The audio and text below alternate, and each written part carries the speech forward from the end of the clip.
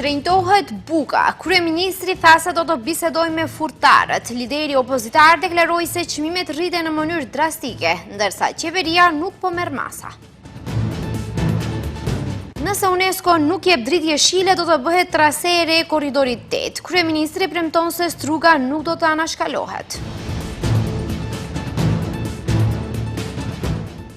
Venko Filipçe akuzon Mickozkin për interesa ruse. Kryeministri e quan LSDM-n pakurrizore.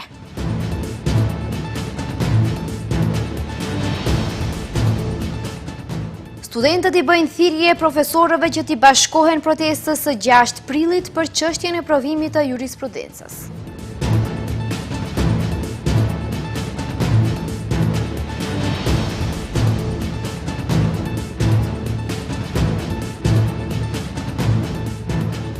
Përshëndetje të nderuar shikues, mirë se takohemi me lajmet e orës 15:55 në televizionin Shenja.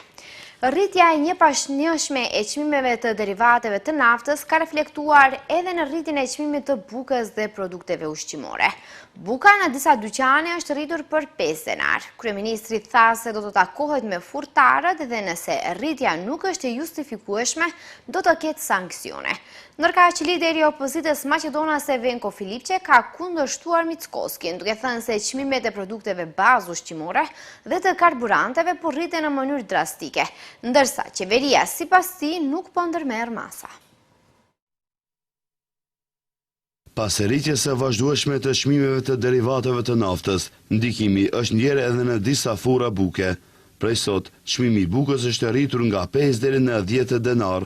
Lidhur me këtë çështje, ka folur kryeministri Kristian Mickozki. Ai njoftoi se qeveria do të analizojë situatën me çmimin e bukës dhe do të ndërmarrë masa nëse konstatohet se bëhet fjalë për rritje të pajustifikuar, duke theksuar se në të kundërtën do të pasojnë sanksione.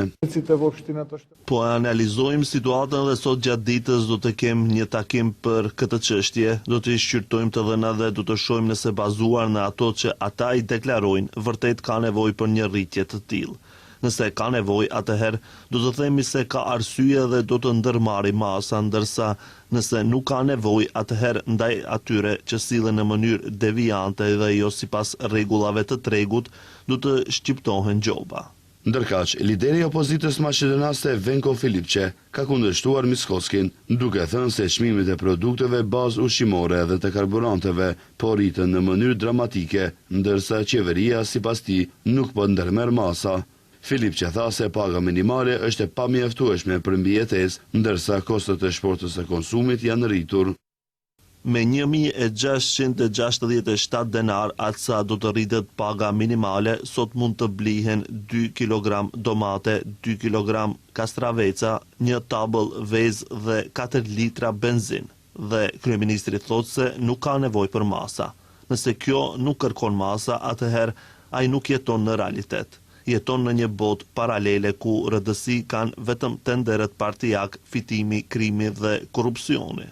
Ai u ndal edhe te kriza energjetike, duke i bërë thirrje qeverisë që të bëjë një vlerësim të rezervave të karburanteve dhe të sigurojë burime të reja furnizimi, duke paralajmëruar se vendi mund të mbetet pa energjente nëse vendosen ndalim për import. Ndërkohë, nga ana tjetër, kryeministri Mickozki tha se gjendja me karburantët është stabile dhe siguron se nuk do të ketë shtretim të çmimit të energjisë elektrike. Pas reagimeve të ashpra rreth mundësisë së anashkalimit të vendbanimeve me shumicë shqiptare nga projekti i korridorit 8, kryeministri Mickozki ka premtuar se Struga dhe vendbanimet e tjera nuk do të anashkalohen. Për ta mbështetur këtë, ai ka përmendur faktin se Struga, Ohri e Kërçova janë me shumicë maqedonase. Kryeministri Kristian Mickozki ngriti pikpyetje për angazhimin e qeverisë së Shqipërisë, duke thënë se autostrada nga ana tjetër nuk do të jetë deri në Qafthan. Kryeministri Kristian Mickozki sot ka thënë se nuk është e vërtetë se Struga nuk do lidhet me korridorin 8. Në një deklaratë për media, Mickozki porositi qytetarët e Strugës që të mos qetësohen, sepse siç tha, nuk do të lejojë asnjë qytetar që të ndihet i anashkaluar. Kryeministri bën me dije se përfaqësues të UNESCO do të vinë në vendin tonë dhe në qershor do të vendoset se çfarë do të ndodhë me atë pjesë të korridorit që është e mbrojtur nga UNESCO. Истината е следна. Предходната влада од реализацијата на коридорот 8 и 10D проектите realizirаше за 3 години само аванс и од тој аванс најверојатно наплати провизија. Тоа е она кое што го реализираше претходната влада и дел од овие опозицијски партии кои што денеска критикуваат. Второ, линијата која што ја повлече е во делот на периметарот кој што е заштитен од ЮНЕСКО. Ке знаеме во јуни, конечно, што ќе се случува. Денеска и вчера е министерот Муцунски во Париз на разговори со највисокото раководство ЮНЕСКО. Тие ќе дојдат во Македонија. И доколку таа траекторија која што ја предвиделе се уште ќе биде спорна за ЮНЕСКО, ќе бараме друг начин. Ai theksoi se nuk do të lejojë polarizim etnik, të cilin sipas tij po tenton ta bëjë opozita dhe disa media. Конструкциите и обидот за етничка поларизација од страна на опозицијата, посебно опозицијските партии и одредени медиуми, нема да го коментирам. Нема да дозволам, додека јас сум претседател на владата, да има етничка поларизација во државата. Бидејќи ако така гледаме, прво општините Кичево, Дебарца, Охрид, Струга и Вевчани, мнозинско население е убедливо македонското. Така што јас одредени опозицијски политичари од страна на Албанскиот блок нема да ги коментирам. Kryeministri Hristian Mickoski ngriti pyetje për angazhimin e qeverisë së Shqipërisë, duke thënë se autostrada nga ana e tyre nuk do të jetë deri në Qaftan dhe nuk do të jetë as rrugë ekspres. Добро е да го постават ова прашање и на албанските политичари, не во Македонија, во Албанија. Затоа што таму автопатот нема да биде до Ќафаса. Нема да биде ни експресен пат. Туку ќе биде на 20 до 25 километри пред Ќафаса. Reagimet në opinion për devijimin e mundshëm të korridorit 8 nisën para disa dite, pasi kryeministri Hristian Mickoski tha se për shkak të UNESCO segmenti nga Trebenishta deri në Qaftan prej 57 kilometrave tani për tani nuk do të ndërtohet. Ndërkaq BDI ka mohuar akuzat e kryeministrit për polarizim të çështjes së korridorit 8. Bajram Rexhepi nga kjo parti tha se deklaratat e tyre janë bazuar në deklaratën e vet kryeministrit. Ajo shpreh se Serbia ka interes vital që të mos ndërtohet korridori 8. Bashkimi Demokratik për Integrim ka hedhur poshtë akuzën e kryeministrit Hristian Mickoski që tha se ata po tentojnë që ta polarizojnë çështjen me korridorin 8. Bajram Rexhepi nga PDI-u shpreh se deklaratat e tyre janë bazuar në deklaratën e vet Mickoski dhe zyrtarëve të lartë që kanë folur për këtë temë. Jo, nuk është e vërtet. Kjo ishte si pasojë e deklaratave të zyrtarëve të lartë dhe vetë kryeministrit, i cili deklaroi se lidhja me Shqipërinë do jetë shumë problematike, pasi që nuk mund të gjendet zgjidhje konform standardeve të UNESCO-s që të lidhet me Qaftanën. Në ndërkohë që të gjithë e dim se ka zgjidhje shumë konkrete, zgjidhje shumë të lehta që mund për shumë shkurt kohë të rregullohet kjo problematikë. Ai shpreh se Serbia ka interes vital që të mos ndërtohet korridori 8 dhe përkundrazi ato insistojnë me shumë interesim që të ndërtohet pjesa e korridorit 10, hekurudha e shpejtë që e lidh Beogradin me Selanikun, ndërsa për deklaratën e Mickoski që thotë se qeveria në Shqipëri nuk do ta ndërtojë korridorin deri në Qaftan, por 20 deri 25 kilometra larg saj, Rexhepi tha se mendon se projekti është që autostrada të lidhet deri në Durrës. Për këtë çështje ka reaguar edhe Alianca për Shqiptarët e drejtuar nga Zjadin Sela, e cila ka vlerësuar se përgjigjja e kryeministrit Hristian Mickoski lidhur me korridorin 8 përmban shumë të pavërteta dhe shtrembrime. Partia thekson se tentimi për të akuzuar Shqipërinë se autostrada ka ngecur 25 kilometra larg kufirit është një manipulim i radhës, sepse ajo ka qenë një marrëveshje mes dy qeverive për ndërtimin dhe bashkëfinancimin e një tuneli që edhe pikën kufitare do ta zhvendosë në një pozicion më të favorshëm që shkurton dukshëm rrugën dhe mirëmbahet më lehtë. Por edhe këtë marrëveshje qeveria aktuale e ka shkelur dhe mundohet ta manipuloj. Edhe më skandaloze është pjesa e deklaratës kur kryeministri thotë se Dibra, Kërçova e Struga janë me shumicë absolute maqedonase.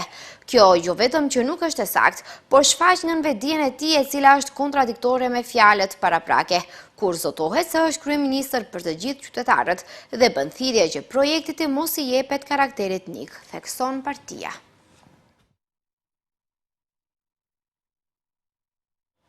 Qeveria aktuale duke stopuar procesin e eurointegrimeve po realizon interesat ruse në rajon. Këtë e ka deklaruar kryetari i LSDM-s Venko Filipçe, i cili ka thënë se me këto veprime kryeministri po vën në rrezik fatin e vendit.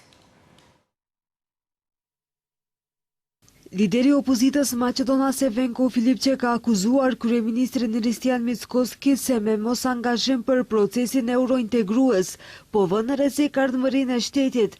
Ai tha se deklarata e kryeministrit se nuk do të bëjë asnjë hap në lidhje me eurointegrimet është vetëm konfirmim se ai këtu realizon interesa ruse. Filipçe tha se do t'i informojë të gjithë euroambasadorët në vend dhe funksionarët e lartë në Bashkimin Evropian dhe NATO në lidhje me, siç u shpreh ai, çmontimin sistematik të ardhmërisë euroatlantike të Maqedonisë. Filipçe po ashtu ka kritikuar edhe vizitën e fundit të kryeministrit në Hungari.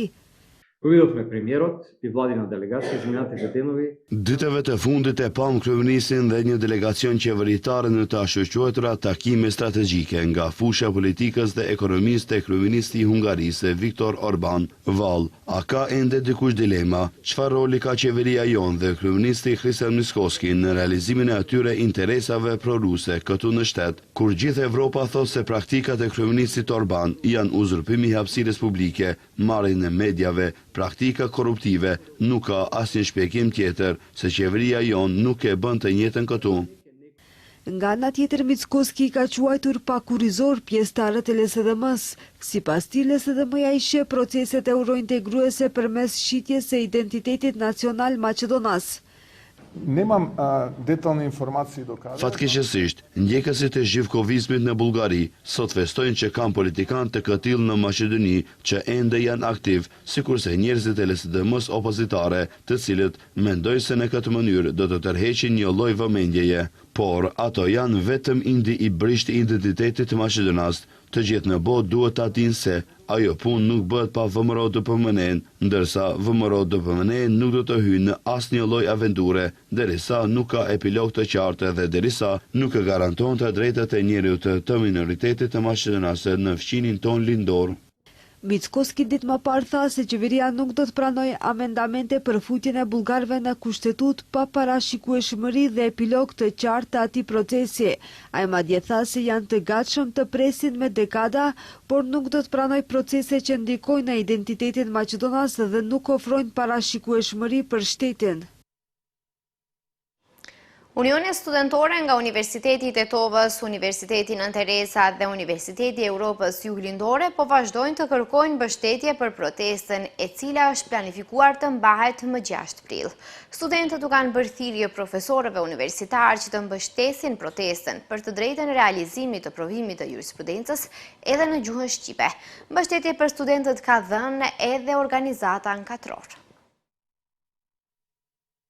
Me afrimin e datës së 6 prill, studentët po mobilizohen gjithnjë e më shumë për protestën e paralajmëruar. Unionet e studentore nga Universiteti i Tetovës, Universiteti Nën Teresa dhe Universiteti i Evropës Juglindore ju kanë bërë thirrje profesorëve universitar që të mbështesin protestën që të mbahet më 6 prill në Shkup. Përmes një letre zyrtare, studentët theksojnë se bëhet fjalë për një çështje thelbësore, e cila lidhet me respektimin e të drejtave të garantuara me kushtetutë dhe ligj, konkretisht me mundësinë e dhënies së provimit të jurisprudencës në gjuhën shqipe.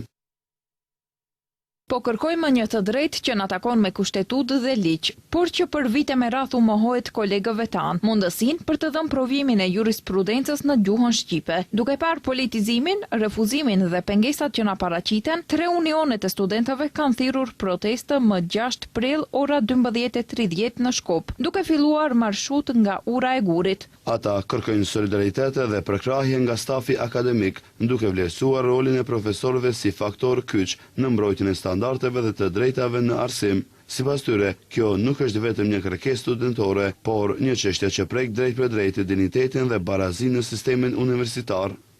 Ndërkaq, mbështetje për studentët kanë dhënë edhe nga organizata ankatror. Sipas tyre, situata aktuale krijon trajtim të pabarabartë dhe bie ndeshje si shton me parimin që institucionet publike duhet të shërbejnë të gjithë shqiptarëve. Një sistem i drejtë fillon me qasje të barabartë në të. Mbështetja e kësaj iniciative nuk është vetëm për gjuhën, por për ndërtimin e një shoqërie më të drejtë, gjithëpërfshirëse dhe moderne, ankatror që ndron me studentët. Nga organizata ankatror i bëjnë thirrje Ministrisë së Drejtësisë, Kuvendit edhe të gjitha institucioneve përkatëse që siç thonë të veprojnë me urgjencë për të mundësuar zgjidhje të drejtë për këtë çështje. Ligji për mbrojtjen nga duhani javën e ardhshme do të dorëzohet në qeveri. Ministri i Shëndetësisë Azir Aliu tha se janë duke i bërë sinkronizimet e fundit. Ministria e Shëndetësisë po bën ndërhyrjet e fundit në ligjin për ndalim të duhanit në hapësirat e mbyllura publike dhe javën e ardhshme të njëjtin do ta dorëzojnë në qeveri për miratim. Ministri Azir Aliu deklaroi se brenda ditës do të bëhen sinkronizimet ligjore dhe për të njëjtat do të njoftohen edhe institucionet që merren me të njëjtin ligj. Edhe besoj që brenda ditës do të sinkronizohet si në aspekt ligjor dhe në aspekt të institucioneve që merren në mënyrë indirekte me proceset për këtë ligj dhe besoj që javën tjetër ligji do të jetë në qeveri. Projekt ligji parasheh ndalim të plot të përdorimit të duhanit, cigareve elektronike dhe produkteve të tjera me nikotin brenda institucioneve shtetërore, si dhe në hapësirat përpara hyrjeve të institucioneve. Ndalohet brenda dhe para hyrjeve të institucioneve shëndetësore, institucioneve të mbrojtjes sociale, institucioneve arsimore, kulturore, si dhe organizatave për kulturë dhe sport. Ndalohet brenda dhe para objekteve për qëndrim dhe akomodim të fëmijëve, nxënësve dhe studentëve, në objekte dhe mjete që përfaqësojnë në vende pune. Sipas këtij ligji, pirja e duhanit është ndaluar edhe në makinë, nëse aty ka fëmijë. Ligji parasheh edhe gjoba të larta deri në 5.000 euro për ata që nuk e respektojnë atë. Kujtojmë se një ligj i ngjashëm është miratuar edhe vite më parë, por i njëjti është implementuar me vështirësi ose me raste nuk është respektuar nga pronarët e objekteve hotelierike, në të cilat edhe pse ndalohej me ligj, në hapësirat e mbyllura është lejuar pirja e duhanit. Të rinjtë e intervistuar nga televizioni i Shenja kanë folur për ndikimin që ka përdorimi i telefonit dhe i rrjeteve sociale. Theksohet se përdorimi i tepruar, krahasimi i vazhdueshëm me të tjerët dhe presioni për të përshtatur me standarde virtuale shpesh çojnë në ankth e pasiguri. Rrjetet sociale janë një nga temat më të përhapura të kohës sonë, duke ndikuar ndjeshëm në jetën e të rinjeve. Nga një mjet komunikimi dhe informimi, ata po marrin gjithnjë më shumë rolin e një hapësire, ku ndërtohet identiteti, formohen mendime dhe krijohen modele sjelljeje. Megjithatë, krahas përfitimeve, poshtohen edhe shqetësimet lidhur me varësinë, që ato krijojnë dhe ndikimin e tyre në shëndetin psikologjik të rinjeve. Përdorimi i tepruar, krahasimi i vazhdueshëm me të tjerët dhe presioni për të përshtatur me standarde virtuale shpesh çojnë në ankth, pasiguri dhe izolim social. Edhe po edhe jo, po jo qatë shumë. Varet për çfarë e përdor. Nëse e përdor për punë të mira, mundet me pasë ndikim pozitiv, nëse e përdor për diçka të keqe, normal negativisht ndikon. Deri sot jo, po ka persona që janë stresum, të bullizum për rrjeteve sociale, sidomos mosha më e re. Po, pozitiv. Po. Ndërkaq, disa studentë të Universitetit Nëna Tereza Shkup theksuan se nuk ka njeri që nuk është i varur nga telefoni ose rrjetet sociale, po ashtu duke mos mohuar as për veten e tyre, sepse siç theksuan ata, telefoni është bërë si një njeri i dytë afër çdo njeriu. Po, në krejt varet se në çfarë konteksti e merr. Nëse përdoret për të mirë, ajo automatikisht ndikon pozitivisht tek të rinjët, sidomos po ashtu edhe tek njerëzit. Mirë po nëse përdoren për anë ose për punë negative, ajo ndikon negativisht tek njerëzit. Shumicën e rasteve tek postimet që ndikojnë negativisht tek njerëzit janë komente negative që i marrim. Mirë po, unë mendoj se nuk duhet të ndikoj kjo tek psikologjia e njerëzit. Ato janë thjesht disa mendime të disa individëve, kështu që jeta vazhdon. Ka njeri që nuk është i varur prej telefonit, deshtëm na është bërë sikur një njeri dytë afër nesh. Kështu që deshtëm ne jemi të varur, jemi të lidhur shumë për telefon. Për shumicën e rasteve, sipas se fëmijët po përdorin shumë telefona, mendoj se po. Po deri diku po. Po, në disa raste që kanë edhe ndikim pozitiv, që shembull duan për mësime, për gjëra, por me disa raste që kanë edhe ndikim negativ, për shkak që fëmijët janë bërë shumë të varur kohën e fundit prej rrjeteve sociale dhe kjo mendoj që për rinjën, për gjeneratat e reja është pak e dëmshme. Po, ka ndodhur ndonjëherë, ka pasur raste që kam pa ndaj postim që më ka shqetësuar për ata. Po tash edhe jo s'muj me thonë, se ditë sotit të gjithë jenë të varë prej rritjeve sociale, edhe normal përdorna për mësime, për gjithë shka. Rrjetet sociale mbeten një realitet i pashmangshëm i jetës moderne, me ndikim të dyfisht në shoqëri. Ata mund të shërbejnë si një mjet i fuqishëm për lidhje, informim dhe shprehje personale, por njëkohësisht mbartin rrezikun e varësisë dhe ndikimet negative në shëndetin psikologjik.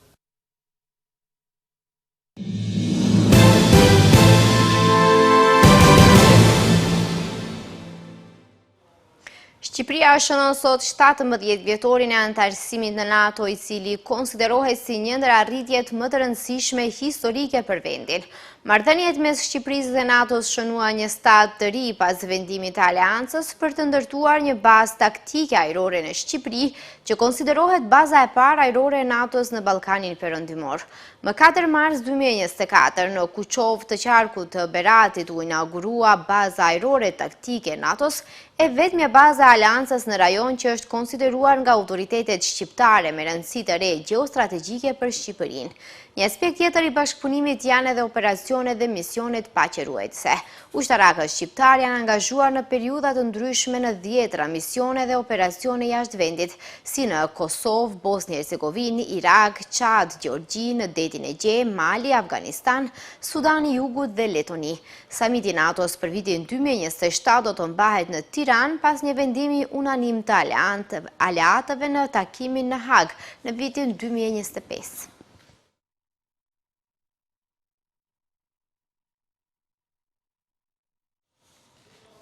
Sekretari i shtetit të SBA-ve Marco Rubio tha se Washingtoni mund të rishqyrtojë vlerën e aleancës në NATO pas luftës në Iran, duke përmendur frustrimin në rritje me ngurrimin e aleatëve për të mbështetur fushatën ushtarake amerikane. Pas përfundimit të këtij konflikti do të na duhet të rishqyrtojmë atë marrëdhënie. Do na duhet të rishqyrtojmë vlerën e NATO-s dhe asaj aleance për vendin tonë, tha Rubio gjatë një interviste për Fox News. Në fund të fundit, ky është një vendim që duhet ta marrë presidenti, shtoi ai. Rubio kritikoi aleatët e NATO-s për refuzimin e kërkesave të SBA-s për të përdorur baza ushtarake, duke thënë, nuk po u kërkojmë atyre të kryejnë sulme ajrore. Kur kemi nevojë që ata të na lejojnë të përdorim bazat e tyre ushtarake, përgjigjja e tyre është jo. Atëherë pse jemi në NATO?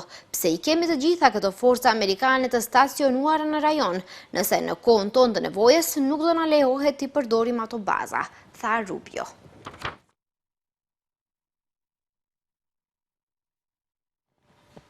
Irani tha se kalimi detar përmes ngushticës së Hormuzit do t'u nënshtrohet rregullave të reja të vendosura nga Teherani, duke shtuar se u ka përcjell ndërmjetësve të kushtet e tij lidhura me luftën, transmeton Anadolu.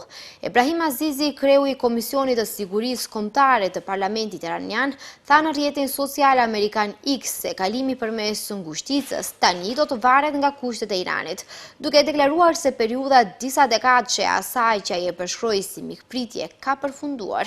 Veçmas zëdhënësi i Ministrisë së Jashtme Ismail Bekhai tha se konflikti ka ndikuar drejt për drejt në sigurinë rajonale, përfshirë ngushticën e Hormuzit, gjirin Persik dhe detin e Omanit, duke paralajmëruar për pasoja më të gjera për ekonominë globale.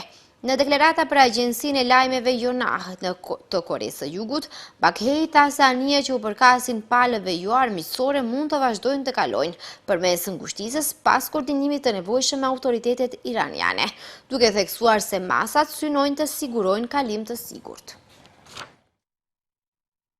Shikues të nderuar, këtu është fundi lajmeve. Ju falenderoj që na ndoqët, mirupafshim.